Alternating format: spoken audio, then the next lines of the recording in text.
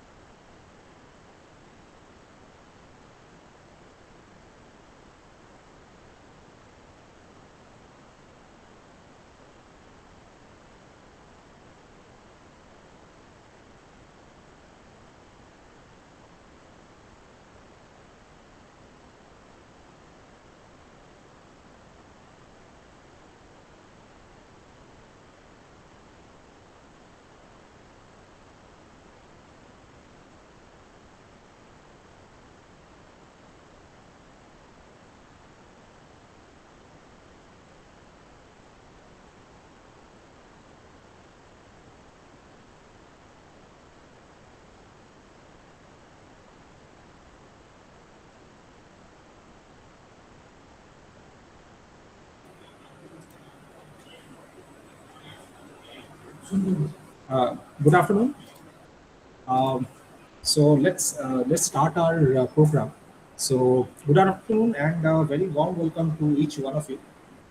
It's my honor and privilege to welcome you to the inaugural session of our 5-day online faculty development program on emerging trends in civil engineering technology applications and challenges, organized by the Department of Civil Engineering, Haldia Institute of Technology, in association with our IQAC cell, that is our internal quality assurance cell.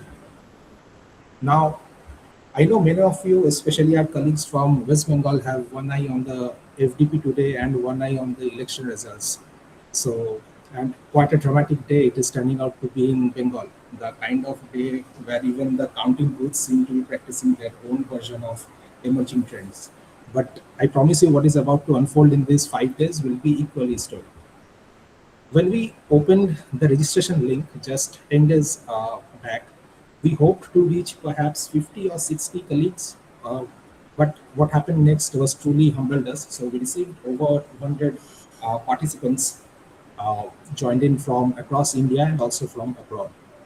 So that response tells us that the hunger to learn and grow, to stay current, is very much alive in our community.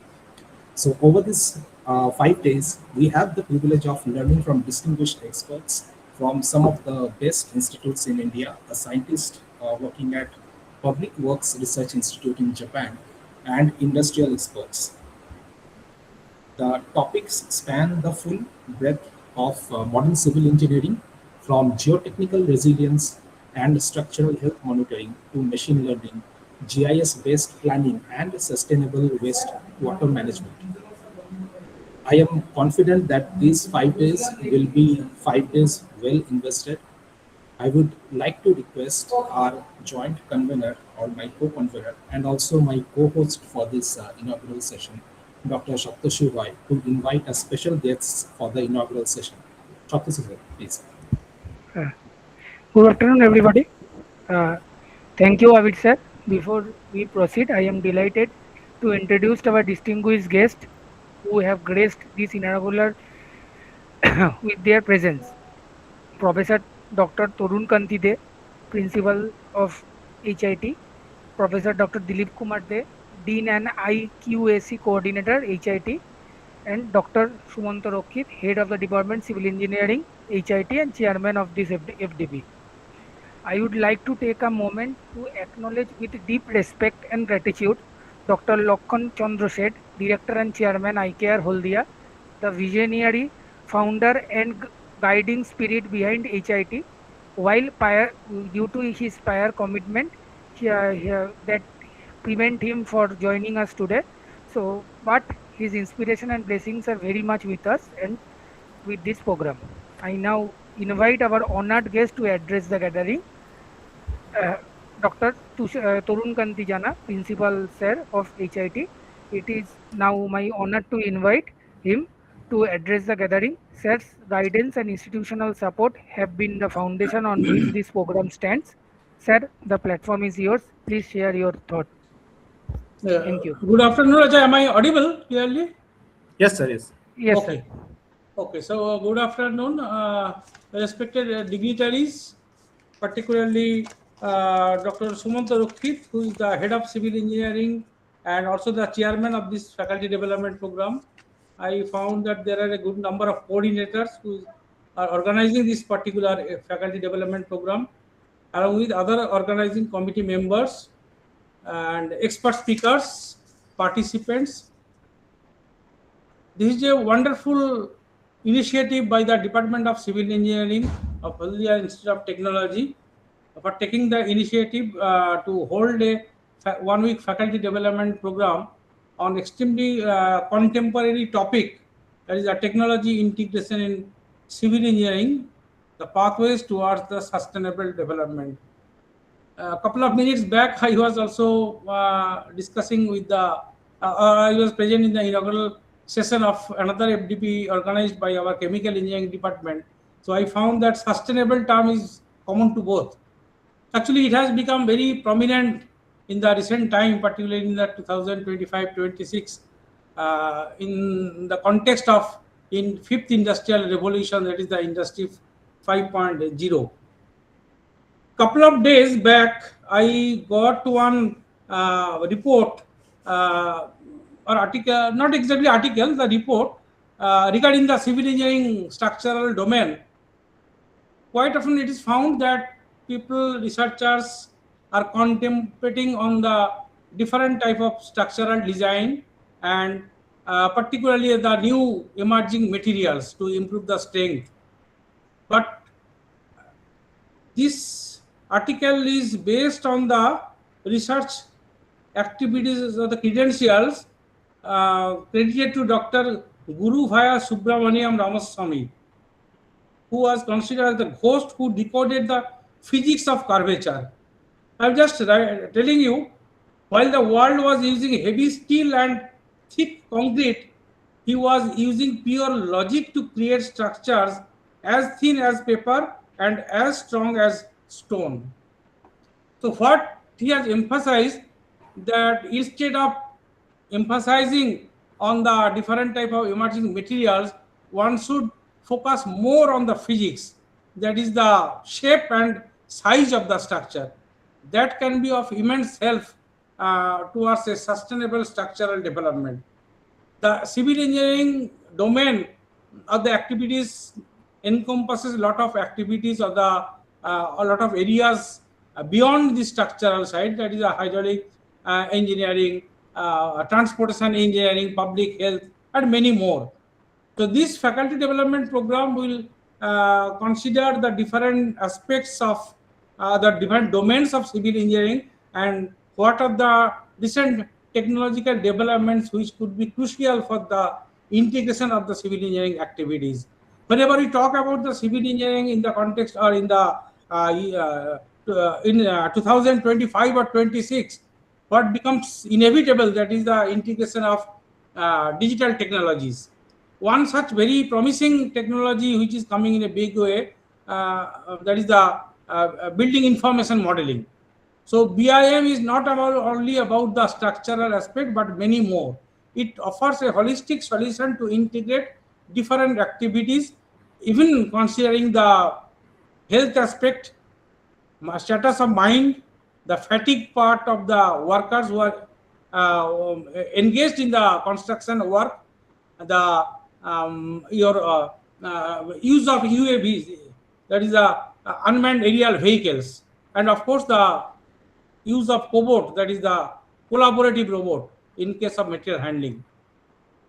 In the early stages of the development or the industrial revolutions, the civil engineering domain was not given or not got that much of traction, and it got the momentum in the context of industry 4.0 when digitalization came into existence. And then onward, there has been tremendous growth and development, and attention has been received by the different researchers, practitioners, how to automate the different activities and how we can accrue the potential benefits of the digitalization. Now it is not merely confined to the structural or the design, but many more, as I was talking about. So this particular faculty development program will very successfully capture the different aspects or the different domains of civil engineering, where this integration aspect can be play a very crucial role. I found that there is a good number of speakers from the industry as well as from the academia. They will share their experience regarding their research outcome or the industrial experience that they have gathered, or the difficulties or the impediments which they are facing, and how to overcome those things. So I would like to convey my sincere regards and gratitude to the Department of the Civil Engineering people to organize this particular faculty development program in association with our IQSU Professor Dilip De, who is the Dean of School of Engineering, who is also the coordinator. So this faculty development program, which is spanned over 1 week, which will add new dimensions to the credibility of the civil engineering department, and also it will help acquire more or fetch more points in the upcoming NBA accreditation programs. I wish this particular 1 week program encompassing different facets of the domains of civil engineering will get a traction, and faculty members, research scholars, they will find it immensely beneficial to advance their research activities, so that some new solutions they can offer through the AIML integration tool, which are extremely contemporary and of course the beneficial, and which will add some more dimension to their activities. And that is how it is possible to advance the civil engineering activities with a touch of digitalization systems. So I wish this particular 1 week faculty development program will be extremely useful, and all will be in a position to enjoy, and the input they will be gathering, which will be of will be the foundation to carry forward or boost their research work in their future endeavor. Thank you very much. Thank you so much, sir. Your words of encouragement and your vision for technology-driven engineering education will stay with all of us throughout these 5 days. We are deeply grateful for your presence and your support and your time. Thank you for that. Now, I now request Professor Dr. Dilip Kumar De, sir, Dean and IQAC Coordinator of HIT, to address this gathering. This FDP is co-organized in association with the IQAC, and sir's guidance has shaped the quality and structure of this program. Sir, we request your valuable address. Thank you. Abhi, am I audible? Yes, sir. Honorable Principal, College of Technology, respected HOD, Civil Engineering Department, College of Technology, respected convener, co-convener, respected faculty members, and dear participants. Very good afternoon to all the respective dignitaries, estimated research person. Already I saw that a lot of defense side research person are there, faculty members, and dear participants. It is both an honor and privilege for me as a IQC coordinator of this institute to welcome you all to this faculty development program. It's titled as Technology Integration in Civil Engineering Pathway Towards Sustainable Development. In today's rapidly evolving world, civil engineering stands to crucial crossroads. Traditionally, this discipline has been backbone of the infrastructure for development of roads, bridges, building, and water system. However, the challenges we face today are far more complex than ever before. Climate changes, resource reduces, urban congestion, environmental degradation demand that we think not only what we build, but how we build. This is where the technology becomes just an enable but necessity for this society. The integration of the modern technologies such as building information modeling, geographic information system, artificial intelligence, Internet of Things, and advanced construction material has the potential of revolutionizing civil engineering practice. These tools are allows us design smarter, construction faster, monitor efficiently, and maintain sustainability. But let us clear, the technology alone is not in the solution. The true transformation lies how effectively integrate these technologies into our academic framework, research innovation, and professional practice. As an IPSC coordinator and IPSC cell, our role is to ensure quality enhancement in every dimension of education. In this context, technology must be reflect the curriculum design, that align with the industry needs, teaching learning process that promote the experimental and digital learning, research that address real world sustainability challenge, continuous faculty development, stay the date with emerging trends. Sustainable development is no longer the optional goal. It is an urgent global priority. Civil engineers have profound responsibility in the mission. uh, from our green building and smart cities, the infrastructure and renewable sources management, our contribution directly impact the society and the environment. Therefore, this FDP is not a platform for knowledge share.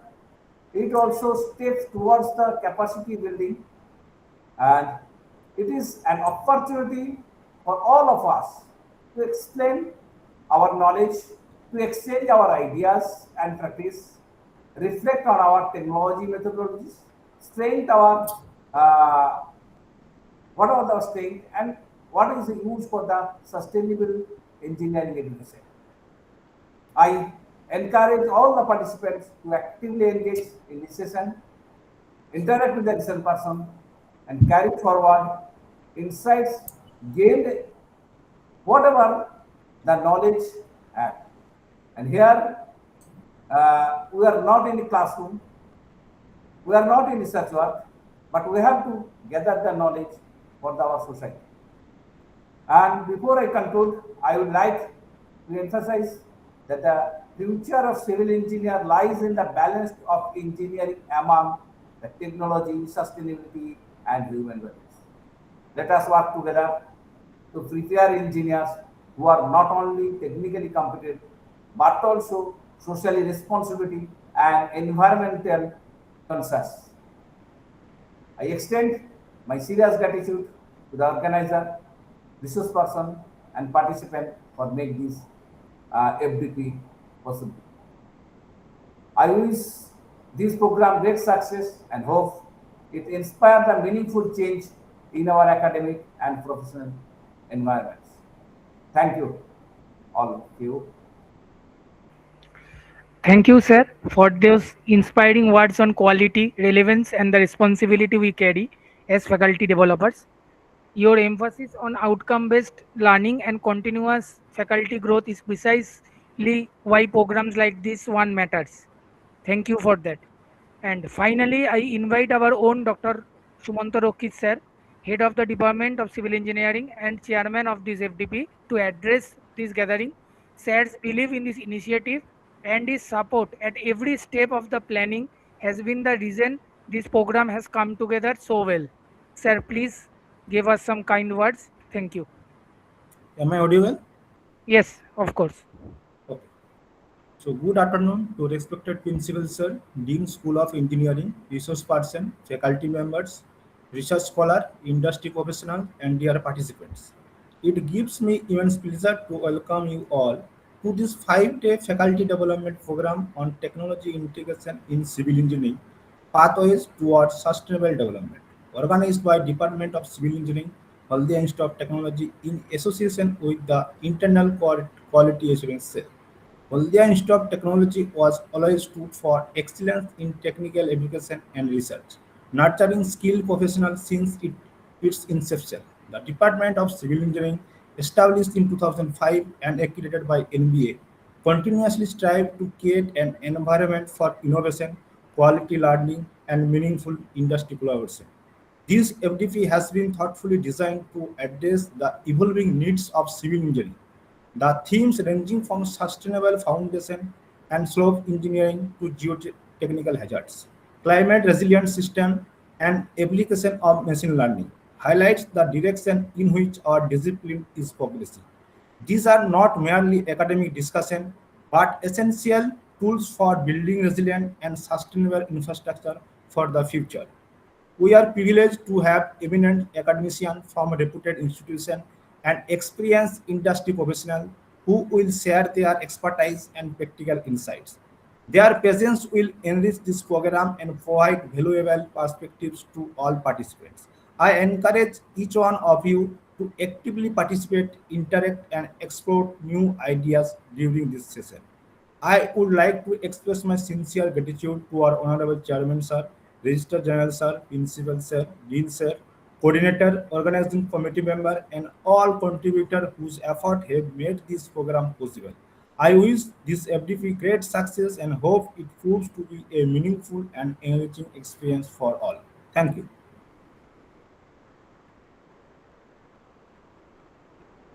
Thank you, sir. Your words on the future of civil engineering and the role each of us plays in shaping the future resonate deeply. We are proud to have your chairmanship and blessing on this program. Thank you for that. Thank you, Shaptasi sir. So, with the blessings and encouragement of our honored guests, our principal, our dean, and our head of the department, and with the enthusiastic participants, so I think more than 100 participants has joined this inaugural session. So, with that in mind, I hereby formally declare this 5-day online development program on emerging trends in civil engineering, technology, applications, and challenges open. I would also request all the participants to kindly switch on their cameras for a group photo. After that, we'll proceed to our first session of this FDB program. So it would be great if all the participants can switch on their camera for a group photo.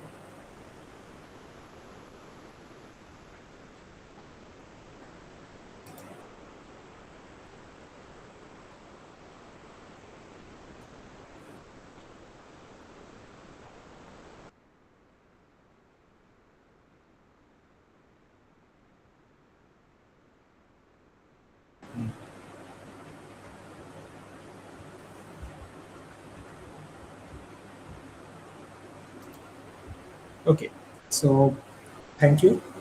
So we will now move to our first expert session. So I request all participants to remain connected in this Google Meet. So and over to you, Shapasi sir. Thank you, Dr. Sarkar sir. Ladies and gentlemen, we now move to our first expert session of this program.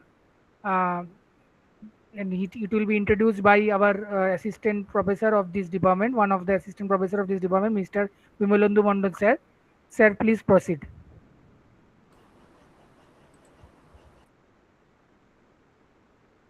Good afternoon, everyone.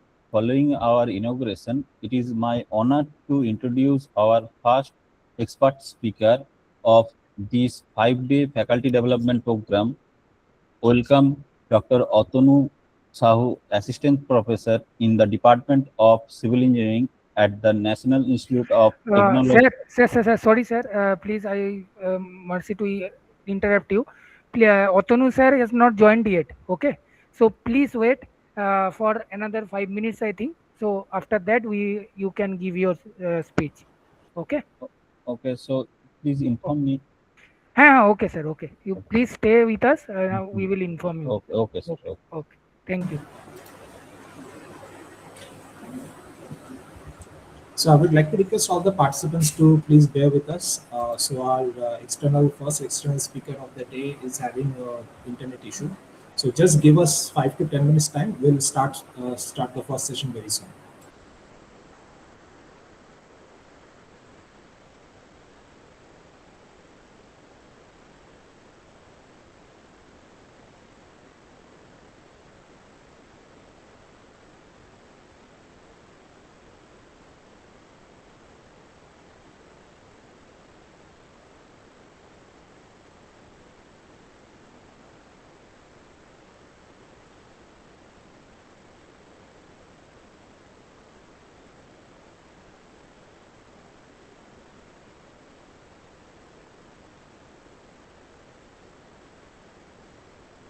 Okay, Vivalandu sir, you can continue. Our expert speaker Otonu sir is already joined, so please continue.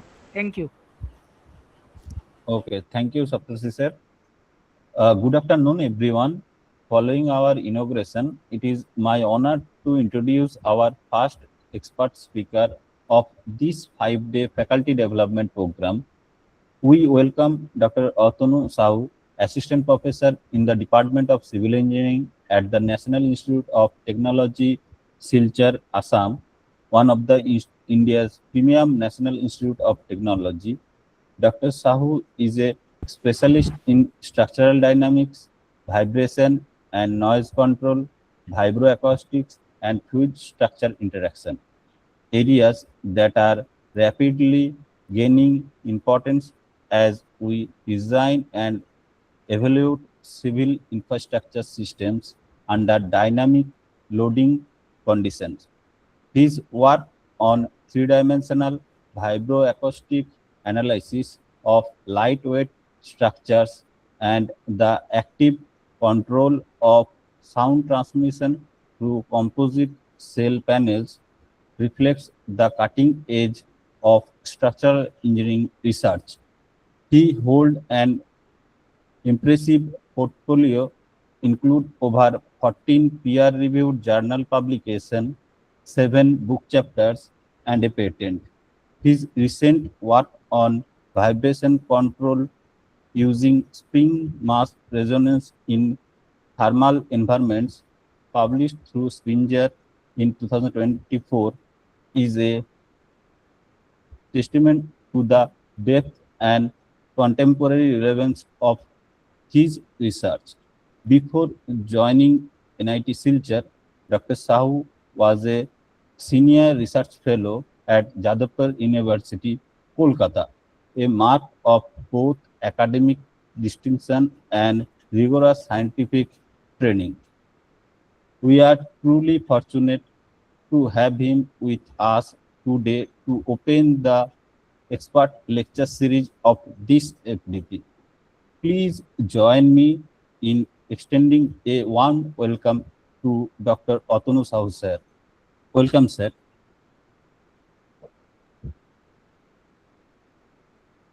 Sir, I think you're Mute. you are muted.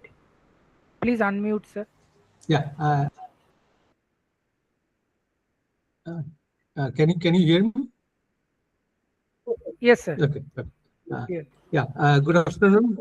Thank you, Professor Mondal, for your warm welcome and generous introductory introduction about me. I also like to thank Dr. Saptarshi for this invitation actually. So probably he initiated this thing. And also I am thankful to all the faculty members of the Institute of Technology for inviting me to this faculty development program. And at the very beginning, I also, a very good afternoon. Good afternoon to all the participants. And without further delay, let us start. So what I did, I kept the title of the topic as vibroacoustic response prediction and control of composite structures. So what I will try to do, I will try to give the very basic introduction on the composite structures. And because these days these composites are one of the important materials to be used in various structures, not only in the mechanical or aviation structures, but also in civil engineering structures. Also, they are being used tremendously these days.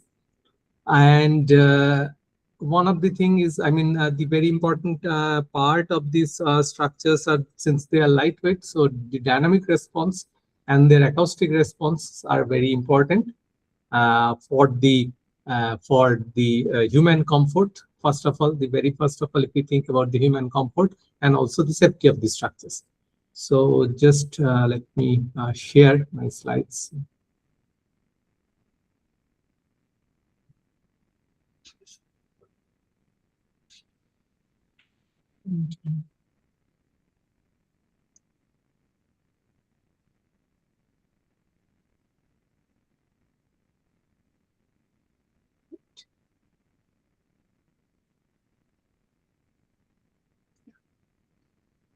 Is the screen visible fully? Yes, sir. Okay. Fine.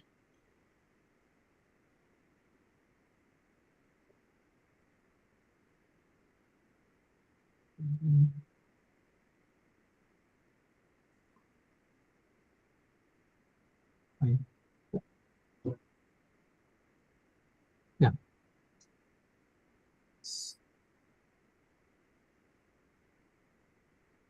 Just a minute.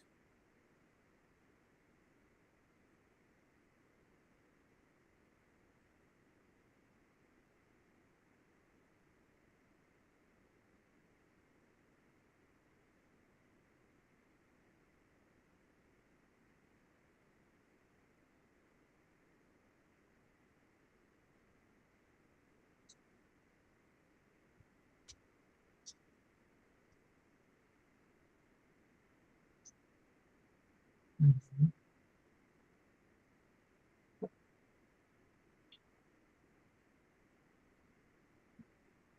So I think you can see the screen as well as if I draw something, so with some disappearing link, can you see it or?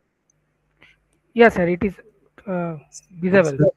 visible. Okay, fine, good, fine. Okay. So what I will be doing, basically, as I already told that these composites are basically nowadays being used in various structures, including the civil engineering structures. So first of all, these are the lightweight structures, and these lightweight structures are basically being engineered to use the minimal material without affecting its strength. So that is the main thing. It has the low, this low mass or specific weight, but it has the high specific strength and the stiffness.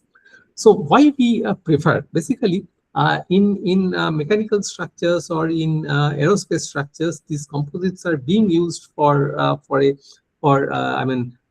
the previous several decades. So one of the reason is the reduced fuel consumptions and operational cost. And recently, Boeing, Boeing and Airbus published some data that the almost the 90% of the 90% of the structural material of their flight or the airplane is basically aircraft is made of the composite material.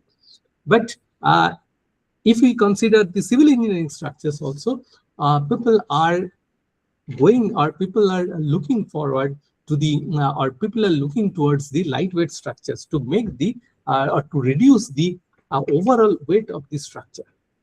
This is one thing. The second thing is, if you think about the construction practice, if it is a kind of a makeshift arrangement, if you can produce it somewhere else, and if you can very easily carry to your construction site, obviously the cost is less, your production time or the manufacturing time, construction time is much less. Okay. Environmental benefits, you can tailor it as per your needs. Okay. Obviously the safety is also enhanced because you are not compromising with its strength or stiffness. Okay. And obviously the design opportunities, innovative design opportunities, the last point I have written, because you can make the complex shape using this kind of materials, which is not always possible using the conventional materials. So these are a few figures I kept for your just to have a look. We already know, I already mentioned that in the mechanical engineering or in the transportation sectors, people are mostly moving towards the composites to have more fuel efficiency.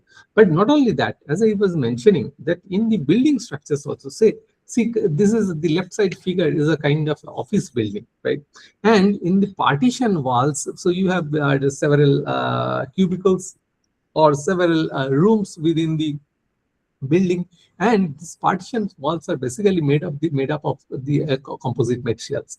In the right side, you can see that there are some kind of a shell roof, so that is also made of the composite materials. So as I mentioned, that the one thing, the first advantage is I have the less weight, right? Overall weight is less. The second advantage is the construction time, less construction time. Third advantage is I can make the shape different. Okay, so due to these advantages, we are using, the people are moving towards the composite materials. So this is a kind of a, I mean, I have kept in the slides the various sectors where we basically use these composites. So I will not go into very detail, but you can have a look in it. So what is basically composite material? Now, composite material is basically mixture of two or more distinctly different materials, right? Even in that way, you can tell the concrete is also a composite material. But here we are will not be discussing about the conventional material. Conventional material means usually, if we think about the conventional material in civil engineering construction, so you have basically kind of isotropic materials like you have aluminium or steel, like these things, and you have some kind of a composite materials like concrete, right? So heterogeneous material, you can say. But all these are basically the conventional materials, and the weight are more. I mean, if you think about the unit weight of concrete, or if you think about the unit weight of steel, so you can guess you can know the unit weight of steel is around 7800 kg per meter cube. On the other hand, if you talk about the laminated composite material, so here in this particular presentation, I plan to give you some introduction on the laminated composite materials, how we model this, or how to have a response control of this kind of structures. Now, as I am telling that the unit weight of the conventional material, like say steel, you have the unit weight of steel is around 7800 kg per meter cube. On the other hand, if you look into these composite materials, the unit weight is around 1500 kg per meter cube. So you can understand the even the unit weight of aluminum is around 2700 kg per meter cube. So half of that, the unit weight of this kind of composite material is around 1400 to 1500 kg per meter cube. So the weight is much less. But on the other hand, the stiffness at a particular direction is very high. If you see the E value of aluminum is around 70 GPa. On the other hand, E value in a particular direction of this composite material is around say 130 GPa. So you can so we are not compromising on this strength, but we are having less weight in the less weight for the structure. So basically, the composite material, as commonly we say, or commonly we say it as a laminated composite material. In this, basically, you have a matrix. Matrix means where you have a kind of a phase you can consider where you embed your fibers actually. Okay, so there are two phases. One is the matrix, and another is the fiber. So fiber is like a fiber you have. So there can be different types of fiber, carbon fiber, glass fiber, different types of fibers, and the matrix also can be of different material. Okay, so you can consider it like this, that you have matrix here. Here it is shown as this matrix, and the left side you have the fiber. So basically, you can embed this. So you can embed your fibers into this matrix. So there are different mechanism of the manufacturing. There are different manufacturing process. I'm not going into that detail. If you are interested, you can look into the manufacturing process. So what I can do, I can embed these fibers in this matrix, and I can have all these different layer. These are basically called the lamina. And if you stack this lamina together, you actually get a laminate here. This is the laminate, right? So basically, this laminate is the your final laminated composite material. In a very common sense, I mean, if you look into your surrounding, often you have a plywood board. Okay, so this is a kind of a composite material. Okay, so you can see that plywood board is this form. You get it as a laminate. So that is called the laminate or laminated composite plate. Plate, you can make it as a shell. You can give any shape. No, absolutely no problem. So, yeah. So advantages, as I already mentioned, that high strength to mass ratio. So weight is much less, but I am maintaining that strength, right? It's lightweight, and the important thing is I can give the desired strength in a actual, I mean, in a particular fiber direction. So in the previous slide I have shown you, you see that here in the next slide, maybe I can show you in a much more better way, like this. It's better. So here you see that in different layers, you can lay your fibers in different directions. Say this is 90 degree, this layer is this 0 degree, this is at some particular angle. So like that, you can lay your fiber on the matrix, and you can make your final form of the laminated composite plate as per your desired applications. As per your desired application means, suppose in a particular application, I need the strength in a particular direction. So what I will do, I will orient the fibers in that particular direction so that I can achieve the maximum strength in that direction. So that is the idea. Basically, these laminated composites are very strong along the fiber directions. Okay. So this is what, and another thing is it can resist high temperature and moisture. This is also one of the important things. If you look into the conventional material like steel or aluminum, it has some melting point. Okay, so you cannot use them in a very high temperature zones. Okay, so that is one of the advantages for the composite materials. So there are probably many of you know these things. So I will not, I will not be discussing this in much detail.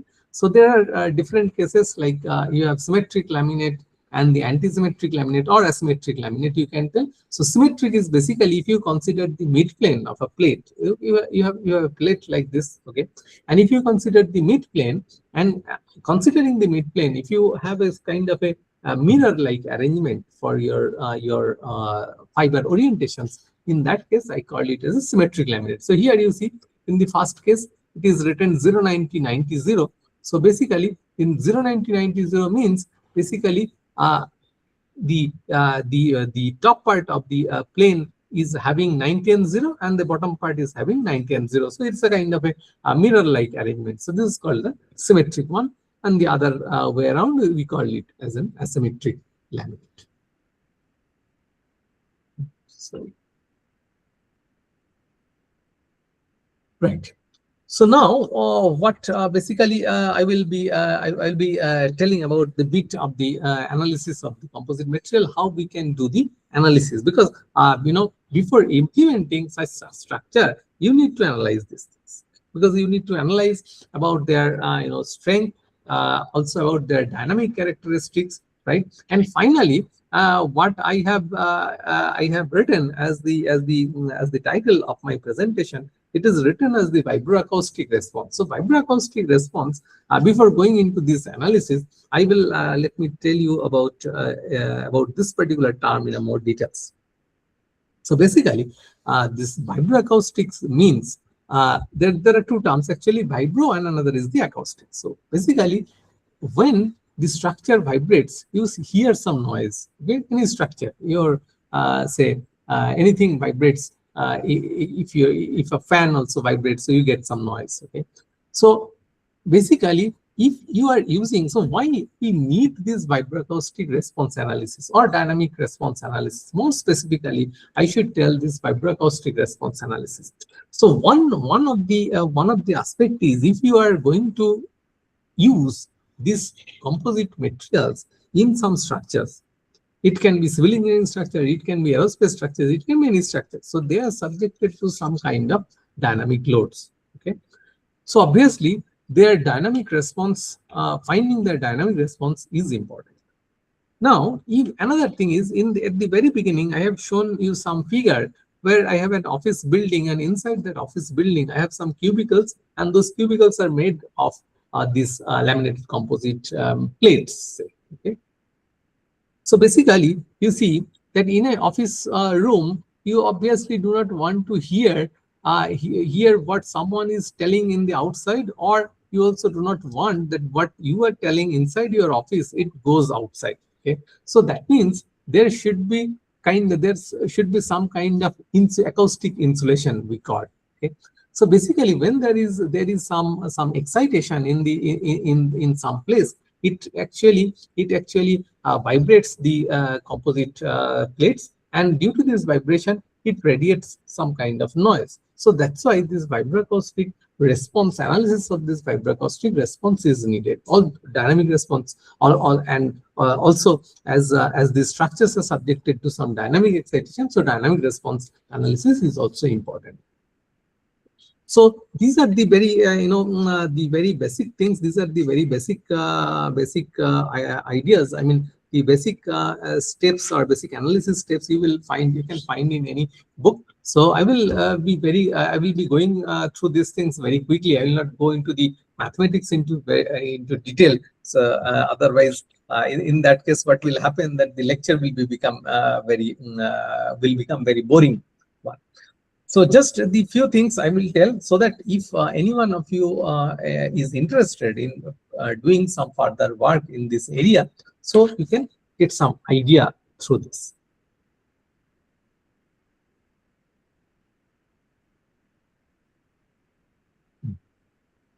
So basically, as I said, that basically your laminated composite material is a stacking of several lamina. So you have one lamina, then another lamina, then another lamina, like this. And in different lamina, you can have either same fiber orientation or different fiber orientation. So what I can do, I can develop the governing equation for a particular lamina, and then I can integrate this effect over all the laminas, right? So this first equation is written for a particular lamina. So I take a single lamina, and then for that single lamina, I write the stress-strain relationship. So this is the equation one, is basically your stress-strain relationship, right? And here I consider that this each lamina is basically in the plane stress condition. Okay. Subsequently, so these are basically the C11, C12. These are constitutive relationships, and these are given in this form. So if you are interested, you can go through any literature or any book on the composite material. So there you will get all these details. So from that, what we do, so once I have the relationship for a particular lamina, I can transform that. Okay, because as I said, let's say for a particular lamina, I have a single lamina, right? In this lamina, my fibers are oriented along this direction, along my fingers, right? I have another lamina. I keep it like this, where the fibers are oriented in the perpendicular direction. So obviously, I have to convert their effect in a particular directions, because this is in this direction, this is another direction. There can be another lamina in other direction. So I have to convert their effect. Okay. So that's why we use this transformation matrix here to transform their effect from a particular axis to a global axis. We call that as a global axis system. And from that, after doing that transformation, so the final the transformation matrices are there. So finally, this equation 5 gives you that this relationship between the stress and strains. There you have the modified C dash, and that I can very easily calculate for each layer. So this is the basic idea of the composite material, how we can transform the effect from a particular lamina oriented coordinate system to a global coordinate system. Now, if I consider a composite plate, right? So I have to analyze it. I have to analyze it for the either I have to do the static analysis or I have to do the dynamic analysis. So there are different plate theories. Probably you already know that there are classical plate theory, then higher order plate theories. So in classical plate theory, basically we consider the normal to the mid plane, which is straight and perpendicular before bending, that remains straight and perpendicular to the mid plane after bending also. That means you actually the shear, you neglect the shear terms, okay? But actually in reality the shear terms are there. So from that there are higher order shear deformation theories, but most commonly used the higher order theories, among the most commonly used is one with the is the first order shear deformation theory. So in the first order shear deformation theory, the displacement fields are written as shown in equation 7. Okay? So there, what we consider that the that if I can take a straight line or which is perpendicular to the midplane before bending, it remains straight, but it remains no more perpendicular to the midplane after bending. So that means along with the bending rotation, I have a shear rotation.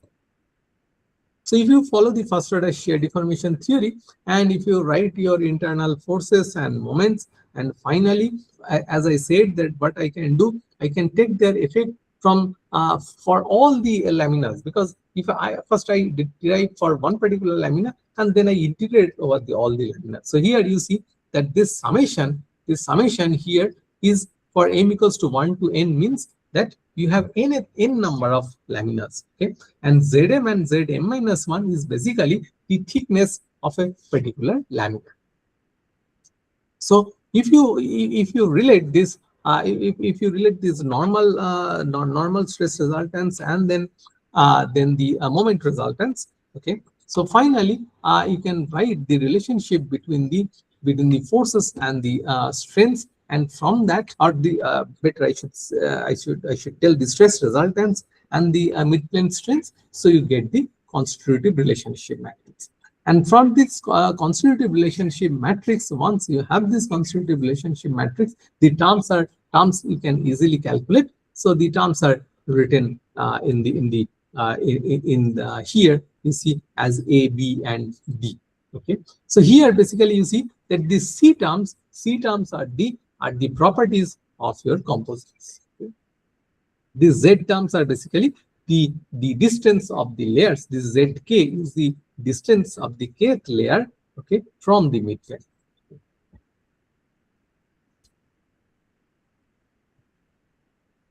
Now you have several numerical methods, you know, because basically in these days you do not use the analytical methods, because if you have a complex shape, the analysis of the structure using the analytical method is really very difficult.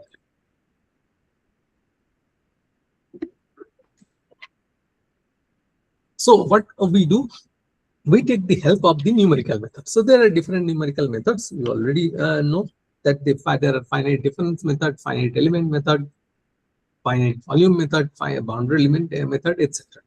So among that, the most popular is the finite element method. So what we do in finite element method, basically you discretize the whole structure in number of divisions, okay, and those divisions are called the elements. And there are again various elements. You have, starting from the 3-node element, you have 4-node element, 6-node triangular element, 8-node element. So there are lots of elements. So here I have just shown the formulation using a 4-node element. So if you do the finite element formulation and of the whole plate, so finally what you get, and finally you apply the principle of minimum potential energy, and along with the Hamilton's principle. I am not going into the details. So if you are interested, you can tell me later. I have also given the references, so you can go through these references. So from that, what we get, actually we get the get our stiffness matrix basically. So basically here in equation 21, you see that this equation 21 is basically the stiffness matrix for a plate, right? So basically here you know that this D matrix is basically the properties of the composites. So once you have the elemental stiffness, you have the stiffness matrix at the element level. So you can, what you can do, you can arrange them to find the global stiffness matrix for the entire structure. So that is the basics of the finite element method, and many of you are aware of it. Now, one thing before telling about this geometric stiffness, I would like to tell you about these other terms. So similarly, if you do the force equilibrium, so basically you get the inertia matrix. So this is your inertia matrix given in equation 33. And if you do the finite element formulation, actually you give your elemental level mass matrix, which is given in equation 35. Right? So that means I have my stiffness matrix for the structure. I have the mass matrix of the structure. So if you have stiffness matrix and mass matrix of these structures, you can have also the load vectors. So the load vectors I have written previously. I go back this. So these are the load vectors. So basically, in the usual analysis, you have your stiffness matrix, you have your mass matrix, and you have your load vector. So you can either solve the problem of static analysis, or you can do the dynamic analysis, right? Now, if the structure is subjected to some thermal loading, or say your structure is exposed to a thermal environment, okay, thermal environment, or there may be moisture also, right? As I am telling that if you are going to, when people are moving towards the composite structures for the civil engineering structures also, I mean composite materials for the civil engineering structures also, so you can have a temperature rise, right? You can have moistures, right, from the environments. Okay, so these are the environmental factors are there. So if you have a temperature or moisture, or it can be also the it cannot be, I mean it may be either rise in the temperature, or it may be decrease in the temperature also, right? So that means there is temperature variation. So if you have temperature variation or the moisture variation, so what happens actually, this stiffness matrix, which we have found out earlier in equation 21, this stiffness matrix actually changes. Okay, because you see that when there is a thermal environment, or when the structure is exposed to some thermal loading or some moisture effect, okay, so some stress is generated within the structure. So to consider that effect, we basically introduce the geometric stiffness, and that geometric stiffness is basically that comes from the nonlinear strain effects from the in the structure, which is getting introduced by the residual stresses when it is subjected to some thermal environment or some moisture environment. So basically, to model these strains and the residual stresses, actually often we consider these Green-Lagrange nonlinear strains as given here, and from that we develop this geometric stiffness matrix that is given in equation 23. So basically what happens, if you see the final governing equation that is given in equation 36. So actually in the normal case means when there is a normal temperature and there is no exposure of the moisture, so what you have your mass matrix, right, that multiplied by your acceleration plus your damping matrix multiplied by your velocity plus your stiffness matrix multiplied by your displacement equals to your force vector. But as I am telling that when you have the exposure to the temperature or moisture, so your stiffness matrix gets modified. Okay? So you have to consider, for the numerical analysis, you have to consider a geometric stiffness along with your elastic stiffness matrix. Okay? And then this is for the forced vibration equation, and for the free vibration equation that reduces to equation 37. So if you solve these things, so you will get the responses of the structure under this thermal environment, or often we call it as a hydrothermal environment, that is the thermal environment along with the moisture in it.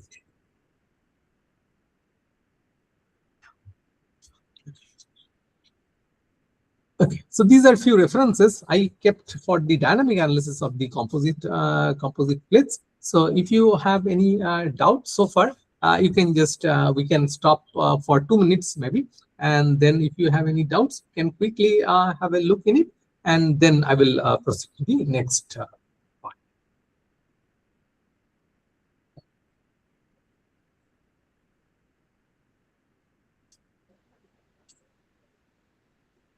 Hi, is there any doubt, participants? Or you can We ask are at the end also, no problem, absolutely. Yeah. okay. It's better, sir. You just continue Fine. at the end. If there is any doubt, they will. Thank you. Yeah. Now, as I'm telling that the acoustic response structures are important. Yeah. Because if you are really going to use it in civil engineering structures, you don't want, you have built as a residential house, okay, or maybe a building also, okay, and the facades or the are made of the composite material, obviously, and this is situated in where there are huge traffics and other are there. So obviously you don't want those noises to come inside your building, right? So human comfort is one of the most important criteria. Right? So that comes under the study of the acoustics. So I will not go into these details. These are very preliminary things here. Rather, I go to, yeah. So basically, for the analysis of this acoustic, basically the governing equation is actually your Helmholtz equation. So this is written as the linear acoustic wave equation. So from that, you actually get the Helmholtz equation. That is the starting point of the acoustic analysis. So this is the few things. I mean, few points I have written about the vibroacoustic at the term vibroacoustic. So that I already mentioned that this means actually interaction between the dynamics and the acoustic. So basically, this is a kind of that this is a domain, interdisciplinary domain, where you the interaction between the mechanical vibration and the acoustics. Okay, this is very important actually. This is actually see when talking. So when I'm talking, so basically the vocal cord actually is vibrating. Okay, and the vocal cord is vibrating. It is pushing the air outwards. So there is some voice is generated.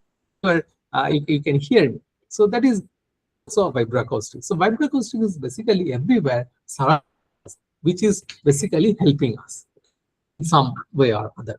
But in as I said, let's say you have constructed a building with the composite material. The facades are, the walls are made up of composite plates, and in outside there are some machinery and all some other noises are there. So it is what it will do. It will impinge on the walls. Okay, in that case the wall will vibrate, and that will radiate the sound in interior side. So just let me show you this thing. Yeah. So basically, see what happens. The wall. Say this is a wall. This is a kind of a special kind of wall. So that I will come later. You consider this as a wall, and you have some external excitation. As I said, let's say outside you have the traffic noise or some machine vibrating. So all these noises are basically hits the structure, right? In that turn, the structure also vibrates and it radiates sound to the interior. Okay, so if you do not design it properly, the human comfort is hugely. I mean, there is a huge human discomfort to the human beings. Okay, and if you are exposed to a high amount of sound for a long time, that may cause several problems, several health issues. Okay, both in physiological and also in the psychological. So, so that's why the vibroacoustic analysis is very important. Now, one of the important thing in the structural configuration is the double wall structures. So many of these structures, structures in the civil engineering construction, you will see that there are windows, glass windows. They are made up of double wall actually. Okay? So double wall means you have actually two panels. Okay, so two panels like this. Two panels like this. So one panel is kept here. Say I have marked this as the panel A, and another panel is there. This is marked as panel B. So you have two panels, and inside there is usually you have air inside these two panels, right? So these are few application areas, right? In the aircraft or in the aerospace applications, they are hugely used. In the mechanical engineering sectors, like in cars, they are used, and also in as I said that in the civil engineering constructions also, this type of double wall configuration is hugely preferred actually due to various advantages. Now, what happens actually? Now, this the mechanism of this double wall structure is a bit different than in that case of compared to the case of the single wall structures, because you see, if you have a single wall, there is some excitation here. If this panel vibrates and it radiates sound to the other side, right? But if you have a double panel, two panels, okay, so what happens? There is some excitation at this panel. After this excitation, this panel starts vibrating, and once this panel vibrates, it also affects the air inside these two panels. Okay, what happens due to that? This vibration from this, or the excitation from this panel, this is the excited panel, to the air domain, and finally to the other side, it affects the other panel, and in turn the other panel starts vibrating and it radiates sound. But in this coupled way of transferring this energy from one panel to the other panel, some the characteristics of this energy transmission is getting different. How it's different, that I will come to that. I come to some. I will give some examples. But before that, how we can do the analysis? Okay, so the regarding the structural analysis, the dynamic analysis of the structural panels is either panel A or panel B. This is same as previous. Okay, but due to the air, you have air inside these two panels. You have air in the other side. So what we do? So usually you have again different methods, like you have finite element method, you have boundary element method to model this air domain. But the boundary element is usually more preferred, because the advantage is if you model this air domains, say you have air domains within these two panels, you have air domains in the other side. So if you have to model this air domains using the finite element method, so you have to do the volume you have to do the volume discretization. That means you have to model the whole air domain, okay, and discretize this 3D volume. But if I consider a boundary element approach, so what I can do, I can take the effect of this air domain only in the surface of these panels. Okay, so that means I can reduce the problem dimension by 1. Okay, so basically, starting from the wave equation as given in equation 1, I can formulate the boundary element formulation. I'm not going into the details. If any one of you are interested, I will give you the references. You can read it, and if you have any problem, then also you can mail me regarding the more details. Now here, what happens, as I am telling, that see, in this case, actually, finally, you get your governing equation for the acoustic domain as given in equation 4. So in equation 4, you see that the right-hand side is Vn, that is the structural velocity. So in a system, as I said, that if you have a single panel, so what is happening? In a single panel, you have some excitation, so it is exciting this panel. So that means this panel starts vibrating, you can calculate the velocity. So once you can calculate the velocity, you can put in equation 4 to calculate the P is the acoustic pressure to get the acoustic pressure at the other side. Okay, but if it is a double one, so you have to do the coupled analysis. So you cannot directly calculate the velocity. So you have to calculate the velocity in a coupled manner. Okay. These are further details. I'm not going into details. So what happens actually? So this is more interesting. You see that I took one cases of a single panel. This is a single panel of some dimension, and for this single panel, I am giving some load, say 1 Newton load over a range of frequency from 1 Hz to 500 Hz, and I have seen the responses. There are 3 different panels with different laminar sequences. Okay, so this case A, case B, case C are basically your laminar sequences are different. That's it. You see that there are different peaks. Okay, 2 different peaks you can see from the figures. Say if you consider a particular one, say I consider a peak with this one. Say case B. Case B is with the circular with the circular legends. Okay. So basically, these peaks are the peaks of the radiated sound power. That means at this particular frequency, you can hear large sound. If I say it very lucidly, so the acoustic pressure is more, or radiated sound power is more at this particular frequency, and you can hear large sound at this particular frequencies. But the important thing is to note that for a single panel, these peaks are basically the natural frequency of this panel. Okay, whatever peaks are there, these are basically you will get it at the natural frequency. So if you solve an eigenvalue problem, you get the natural frequencies, and these sound power peaks will be exactly at the natural frequencies. Okay. But if you have a double wall structure, Okay, if you have a double wall structure like that, so you can so the references I have given here, so you can refer to this paper for the details of the numerical analysis or the mathematical modeling. So the detail is available there.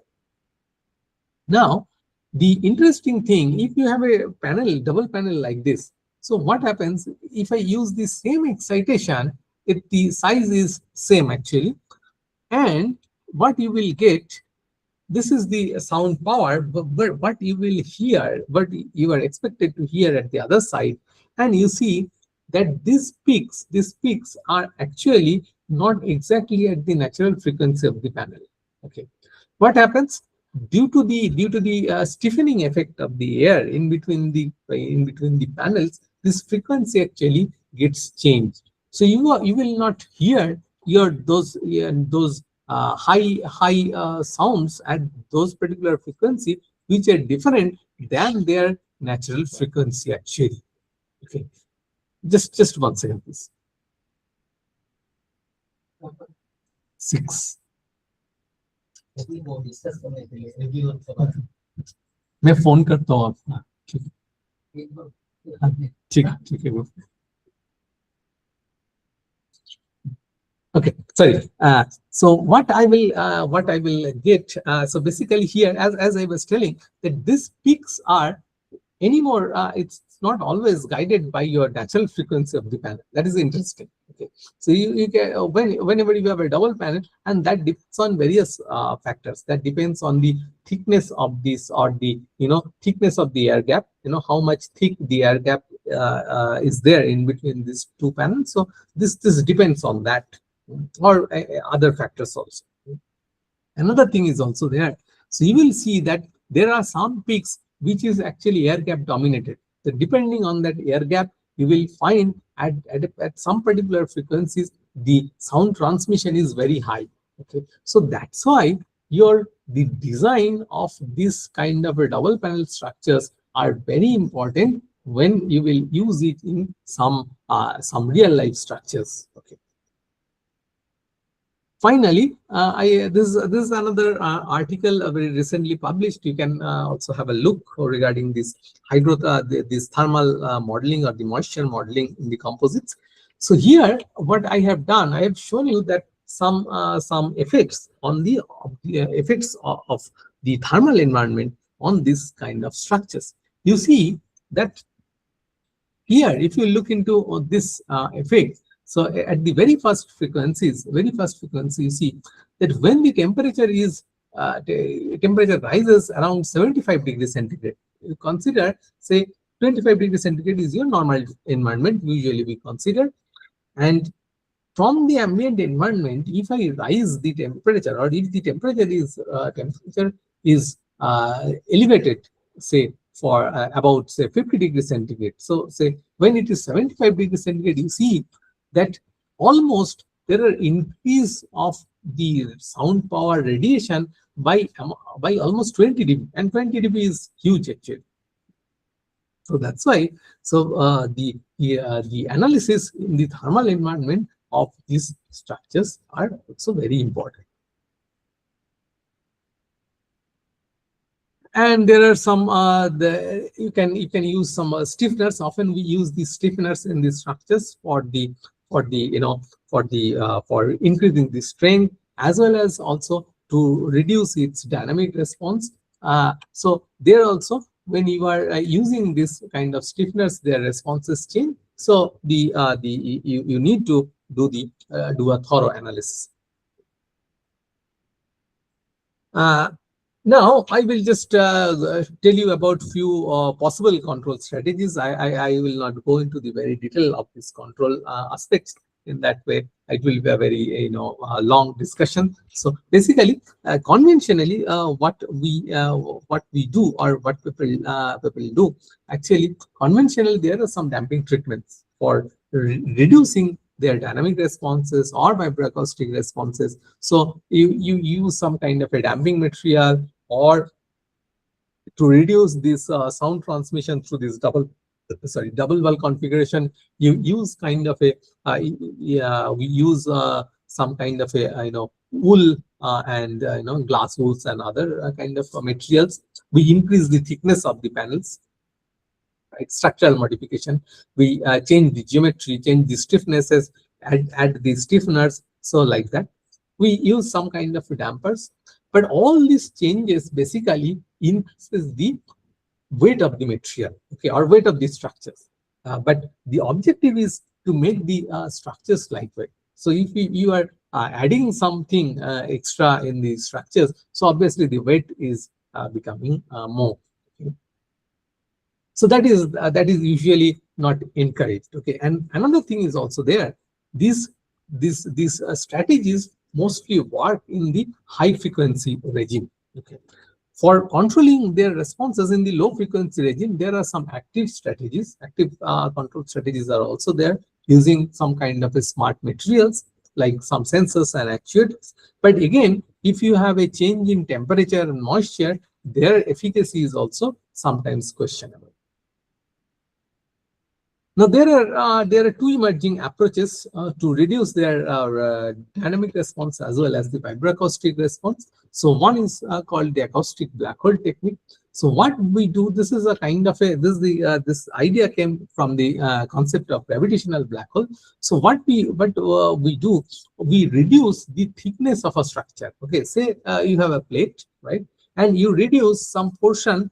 You reduce the material in some portion, make a taper-like structure. Okay, it has some kind of a mathematical relationship. So those I have not kept it here. If you are interested, you can look into the published literature.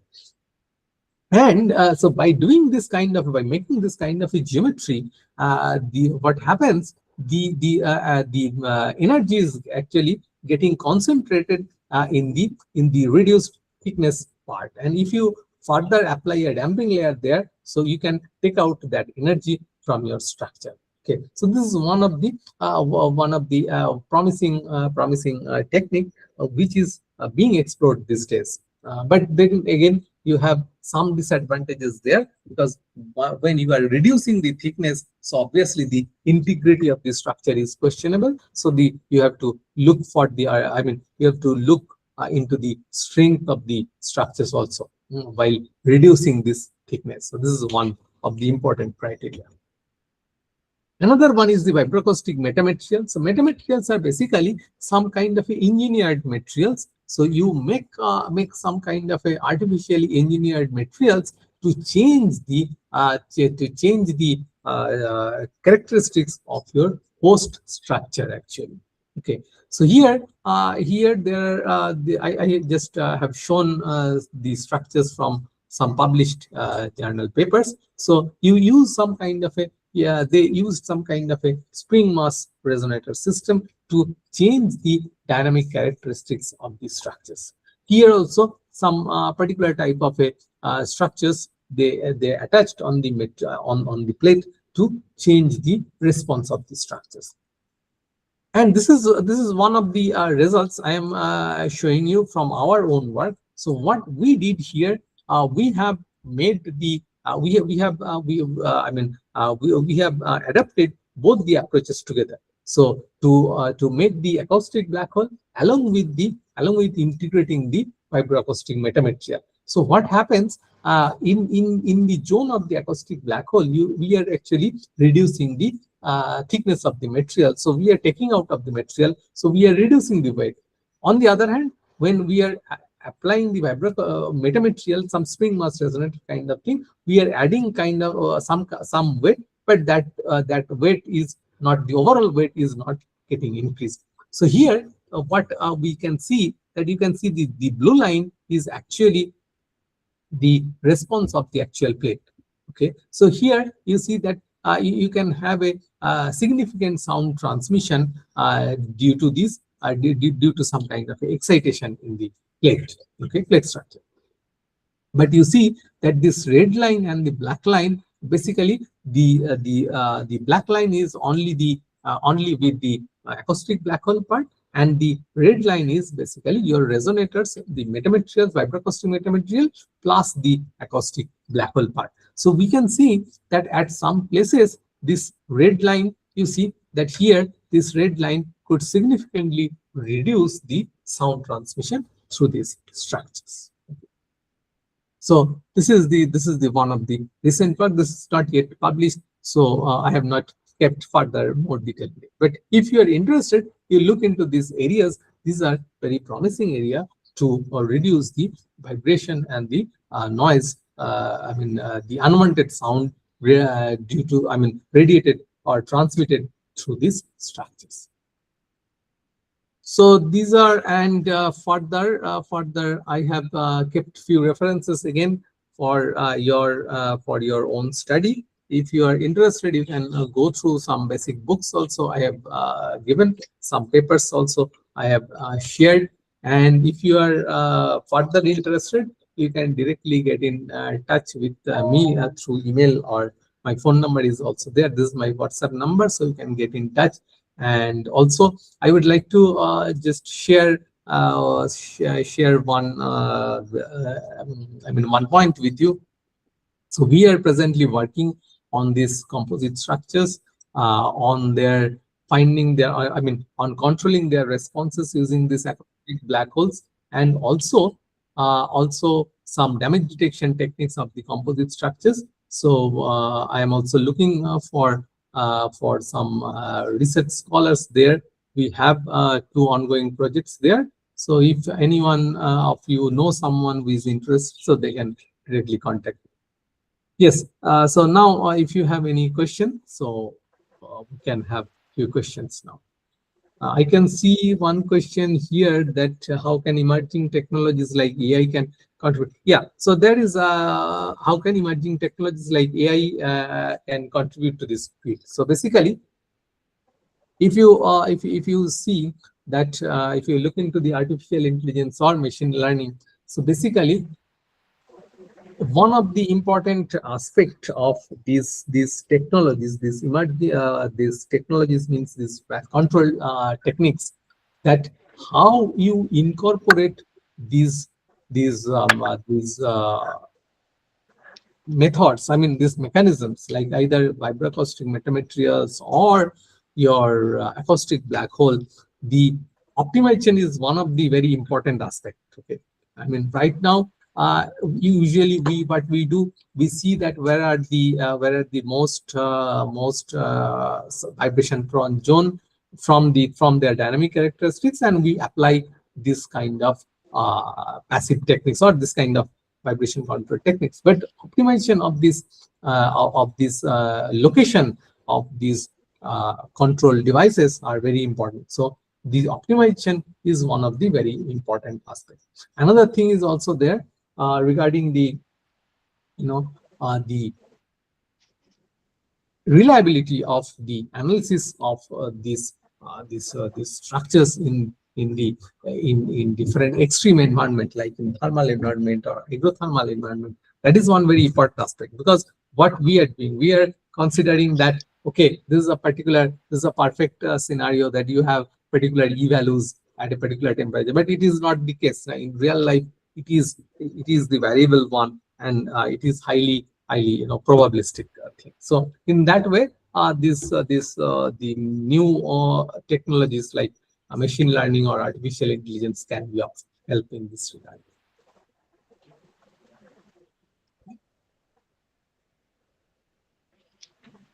From the audience, do anybody have any question?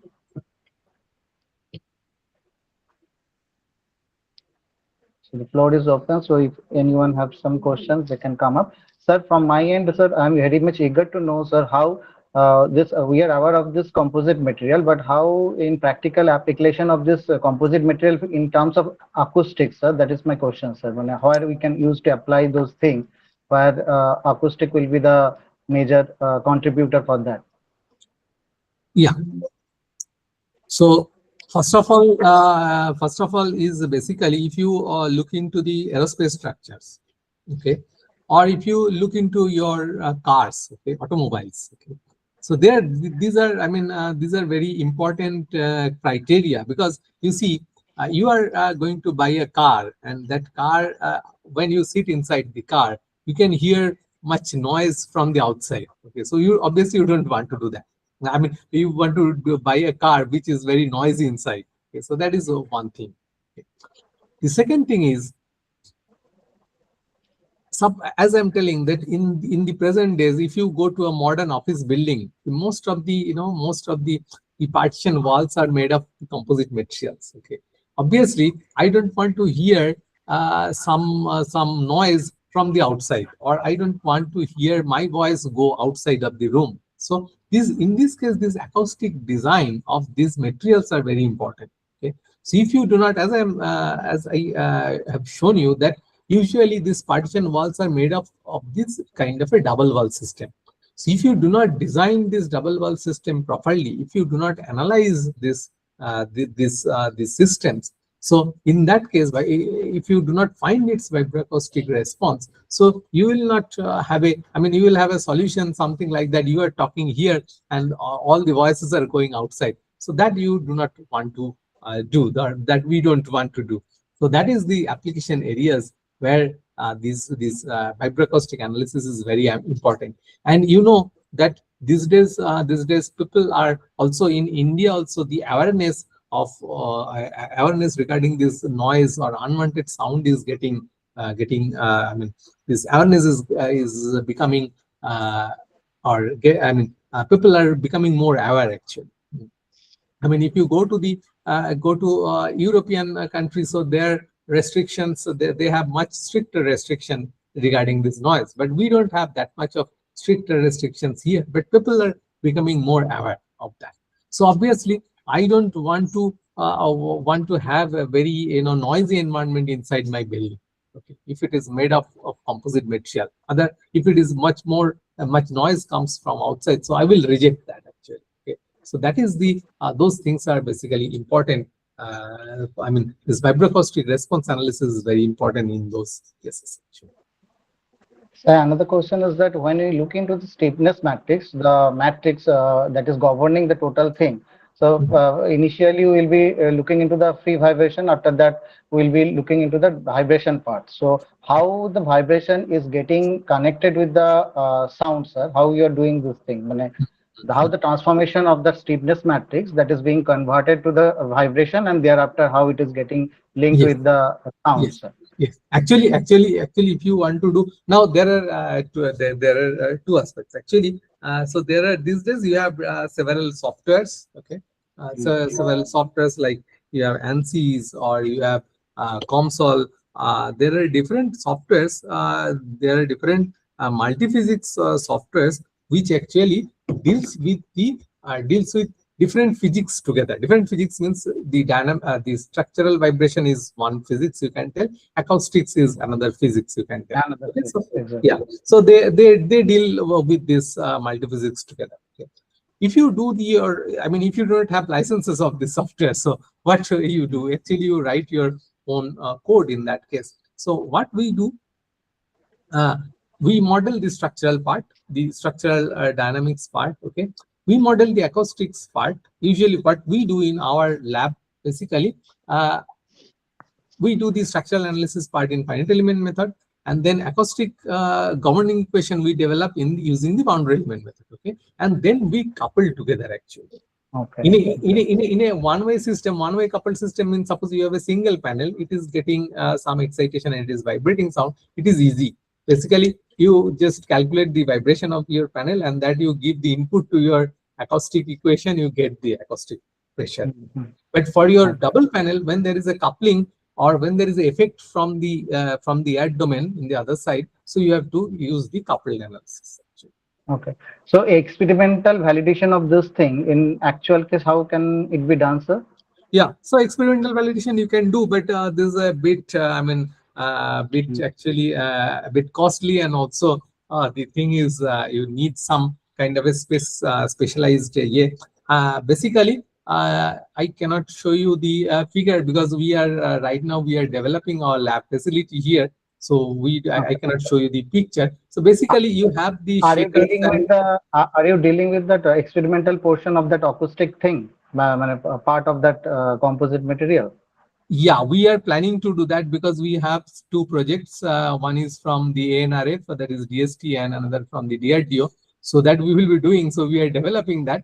So far, actually, I don't have any facility right now in our institute, but there are the institutes in India also, in abroad also. So you have what you can do. You can use the shaker to excite the panel, and then you have the microphones or the intensity probe to calculate the sound pressure or the sound intensity. So you can do that. Another thing is, sir, are you dealing with the thin plate or thick plate? Means like shear order, first order shear deformation theory We are will be basically limited. Exactly, sir. Are you basically we are dealing with thin plate actually. thin plate only? So for thick plate, so it will have some limitations. So that thing will be limited for thin plate only. You are Yes. considering that. Yes. Okay. Okay. From the audience, does anybody have any question? Please. I think there are some questions in Okay, the chat box. chat box. Yeah, limitations of current FEM modeling aspects. Limitations, yes, obviously. As I said, that basically, since it's a numerical method, so if your structure is just can you please mute your microphone for a bit so that I can take the questions from the chat box and then I can come.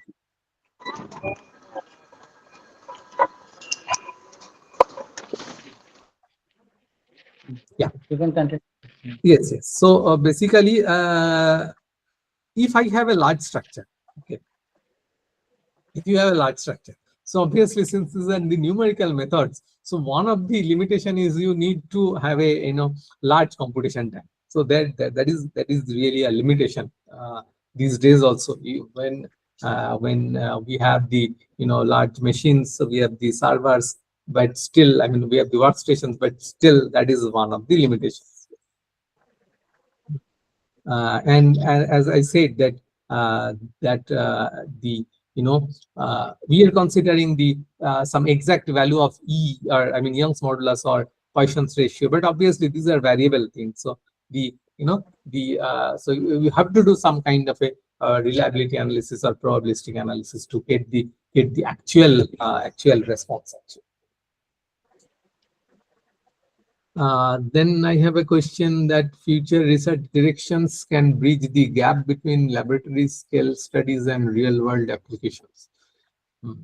Already you have covered, I think so. Yeah, future. Some examples in terms of metrics. Can you suggest some examples in terms of metrics that we may use in this composite? Yeah, metrics is actually, there are different types of metrics. There are you have the right now we are Matrix. yeah, we are actually trying to fabricate the composite material with resin kind of matrix. So there are different, even the commercially available matrix also. You can look into the internet, and in India also it is available. Which will be the best software? Best software is, the best software always depends on your needs actually. Okay, so there are different softwares, as I said. So ANSYS is there. You have the COMSOL, multiphysics are there. So it depends actually. Okay. It is not a unique solution for you or for me. Okay. Yeah, someone was asking something, so Other than the chat box, someone was asking some questions, so they may come up with the question. yeah, chat box I think I have covered. So Sir, I have one demand actually. Some person from chat box has demanded me about your PPT. Can you share this with us, or is it possible to share your PPT with us?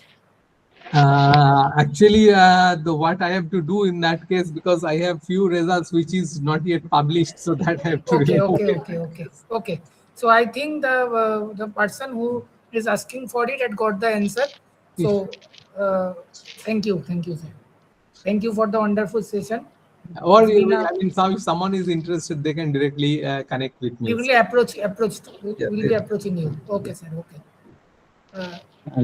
Good evening, sir. Good evening to all respected dignitaries, faculty members, and guests present here. On behalf of the Department of Civil Engineering, Haldia Institute of Technology, it's my great privilege to propose the vote of thanks for this insightful session on vibroacoustic response prediction and control of composite structure. First and foremost, I would like to extend my heartfelt gratitude to Dr. Atanu Sav, Assistant Professor, Department of Civil Engineering, NIT Silchar, for delivering such an enlightening and technically enriched lecture. Your deep insight into vibroacoustic behavior and control mechanism of composite structure have significantly enhanced our understanding. We are truly grateful for the time and the effort you have taken to share your expertise with us. Your presentation has not only broadened our academic perspective but also highlighted the importance of advanced research in modern structural engineering. I'd like to express sincere thanks to respected Register Chairman, Sir, Principal, and Dean for their continuous support and encouragement in organizing such academic activities. My appreciation extends to Head of the Department Civil Engineering for their guidance and motivation in making this event successful. A special thanks to the organizing team, the convener, Dr. Avir Sarkar, co-convener and co-coordinator for dedicating their effort in ensuring smooth conduct of this program. Finally, once again, we express our deepest gratitude to Dr. Atanu Sao for his valuable contribution and hope to have more such interactive session in future. Thank you. Yeah, thank you for Thank you, inviting. sir. So yeah. Thank you. Thank you. Thank you, sir. Okay, bye then. We're closing here. Thank you. Participants, we are almost in the closing end of our first day session, and we will see all of you tomorrow, okay, for the second session, and which will, I think, start from 3 p.m. and the link will be the same link, okay. The link what we will use will be the same link, okay. Thank you so much for your patience and understanding. Thank you, and we'll see you tomorrow, all of you tomorrow. Thank you.